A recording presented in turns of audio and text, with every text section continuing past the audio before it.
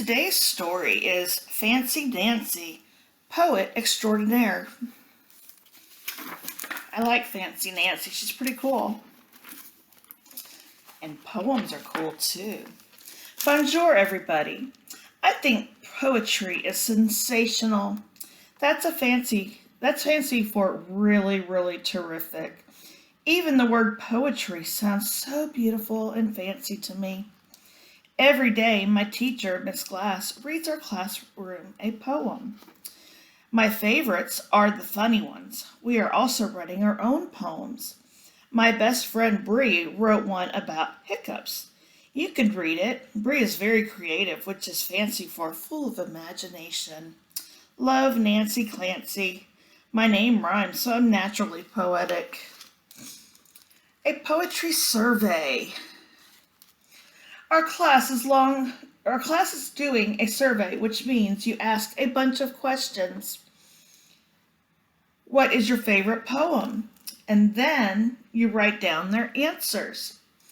Here's my sister's favorite. I asked Miss Glass if nursery rhymes counted as poetry, and she said absolutely, which means yes.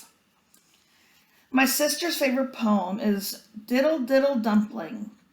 Diddle Diddle Dumpling, my son John went to bed with his stockings on. One shoe off, one shoe on. Diddle Diddle Dumpling, my son John. It's right there, yeah. My dad's favorite is Blowin' in the Wind by Bob Dylan. Bob Dylan is a folk singer from a long time ago. He's amazing, though. It's a song, and the lyrics, which are the words, also count as poetry. Mrs. Devine, my neighbor, grows all kinds of flowers. Her favorite poem is the very first one she ever learned when she was a little girl. Dig In by George Shannon. Dig a little, wait a little. Dig a lot, wait a lot. Dig a brand new, wait much longer. Dig a brand new garden spot, wait much longer than you thought. I'm sorry. Paint a little, pick a little. Plant a lot, pick a lot. Plant the seeds and bulbs you bought. Share the best bouquet you've got. That's pretty cool, huh? Yeah. My mom loves poems that tell a story. She read Annabel Lee by Edgar Allan Poe to me. It's about a beautiful princess who has died and the guy who will go on loving her forever. This poem is so sad. It's tragic. I called my grandpa. He likes limericks. They are funny poems that always have 5 lines that rhyme. This is the one I liked the best. A circus performer named Brian once smiled as he rode on a lion. They came back for the ride, but with Brian inside and a smile on the face of a lion. An anonymous wrote that. Anonymous means nobody knows who wrote this. There are lots of fancy words in poetry. There's the lion. Our poetry. Oh, that's kind of cool, huh? Today, we make a poet tree in our classroom. Get it? Poet tree? Sounds like poetry. Each paper leaf will have a poem that we compose. To compose something means you wrote it yourself. We're going to read our poems on Family Day. I haven't written mine yet. I want it to be great. Robert was worried his poem was too short, but look what Miss Glass wrote on the back of his leaf. Robert's poem reads, Pizza Pie by Robert. Peter eats a lot of pizza. Robert, I like how your first line puts 2 words together to rhyme with pizza. Did you know that 2 lines of poetry are called a couplet? That just means it's 2 lines. Here's Bree's poem. Horrible hiccups. Hiccups. Make my tummy jump in and out. I hold my breath till I turn red. It didn't work. I hate hiccups. Mrs. Glass wrote to Bree, I hate hiccups too. Your poem makes me think you had hiccups while you were writing it. Mrs. Glass showed everybody how to make a poem out of our names. You write the letters in a column, which is all up and down.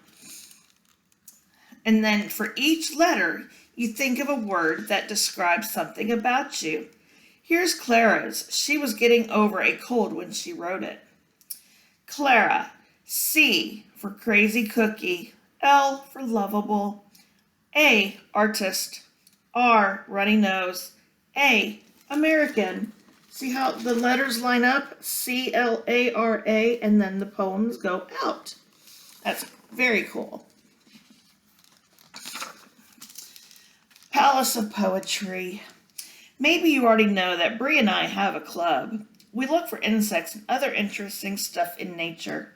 Now, after school, we go to our clubhouse to write poetry.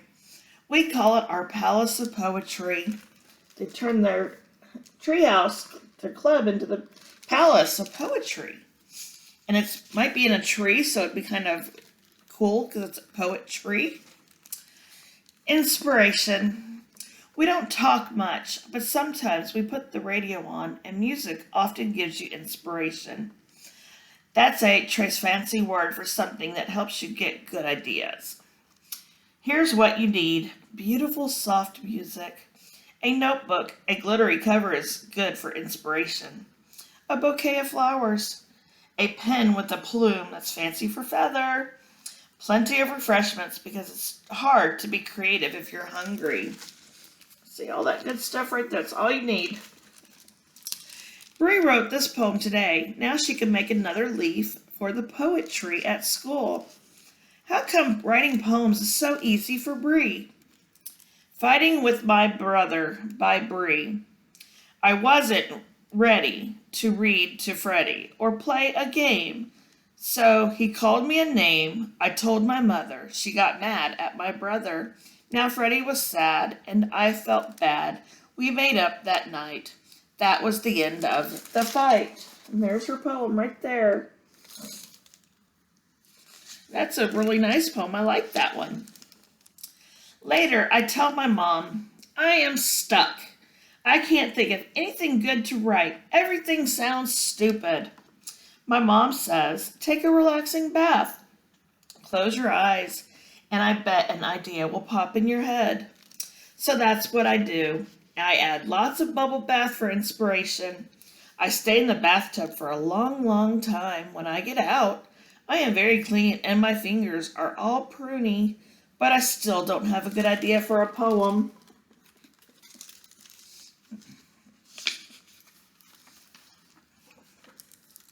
Writer's block. When I tell Miss Glass about being stuck, she says, oh, that's called writer's block. It happens to everybody. It'll go away. Here's what else we talk about. My poem doesn't have to rhyme, right? That's right. Bree's poem about hiccups doesn't rhyme. So is anything a poem as long as the words are in short lines? No. Poems are special. The words have rhythm and are fun to read aloud. Often a poem makes a picture in words. Are there other rules? Well, some kind of poems have rules, but lots of poems don't. That's why writing them is fun. I like to write poetry, and Evie likes to write. She writes songs. Tiffany writes words and songs. I like to write in journals, but I never write very much because I forget about it, and then I go back to it a couple of years later, and then I'll write another line. That's just Grandma. Scatterbrain Grandma.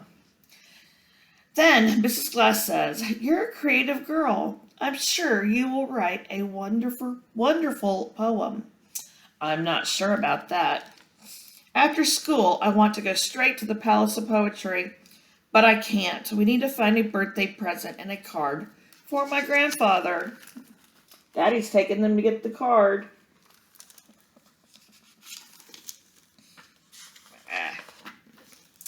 There are so many birthday cards, it's hard to choose. Nearly everyone has a poem inside. There are also cards for special people, like a best friend or someone who's sick. Suddenly, I get an idea for a poem, an idea that is superb. Guess what superb is? A fancy word for great idea. At home, I sit down with my notebook and my pen, with the plume. Little by little, I get inspiration. Guess Who? By Nancy M. Clancy. Her earnings dingle dangle. Her hair is never in a tangle. Who can it be? It's Miss Glass. If I have any troubles, they pop like bubbles when I go talk to Mrs. Glass. I think I'm a lucky girl. I have the best teacher in the world. You know who it is? It's Mrs. Glass. That's a nice poem that she wrote for a teacher. On Family Day, I read my poem. I read with a lot of emotion. That's fancy for feelings. Later, Miss Glass whispers, I'm so flattered. What you wrote, Nancy, is called an ode. That's a poem that says what is special about somebody. An ode? How fancy! Anytime I find a poem I love, I put it in this book I am making. Favorite Poems of Nancy M. Clancy. I actually don't have a middle name, but I like to add the M because it looks fancy. That's kind of silly, huh? I'm going to read a couple of poems that Nancy has in her book. In the Motel by X.J. Kennedy. Bouncing, bouncing on the beds, my brother Bob and I crack heads.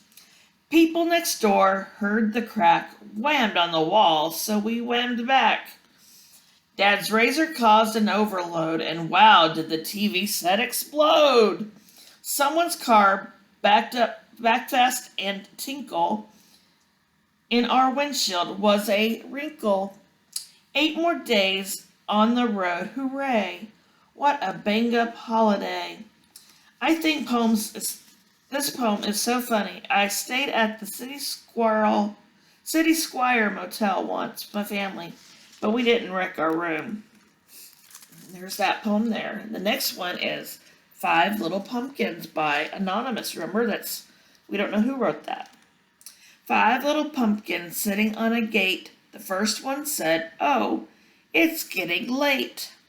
The second one said, but we don't care. The third one said, I see witches in the air. The fourth one said, let's run and run and run. The fifth one said, get ready for some fun. Then whoosh went the wind, and out went the lights, and 5 little pumpkins rolled out of sight. Right there. That's a neat one. I've never heard that poem before. Picking Berries by Douglas Florian. Picking berries is very fun, very berry, merry fun. Extraordinary fun, cherry, cherry, berry fun. This is a tongue twister. Read it aloud. You'll see what I mean. I agree. First Snow by Marie Louise Allen. Snow makes whiteness where it falls. The brushes look like popcorn balls.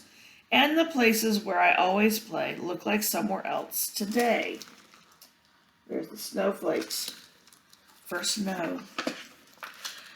Pollywog School by Arnold LaBelle. Underneath the lily pads where the mud is cool, many little pollywogs swim their way to school. We got to go to class each day, said one. All we do is wiggle. We do not read, we do not write. We only squirm and giggle.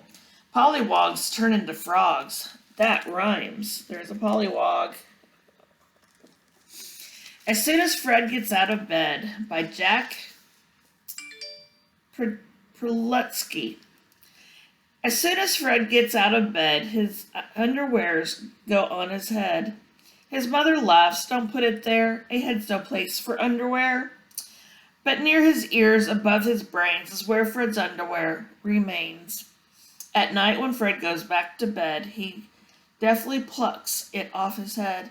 His mother switches off the light and softly croons, good night, good night.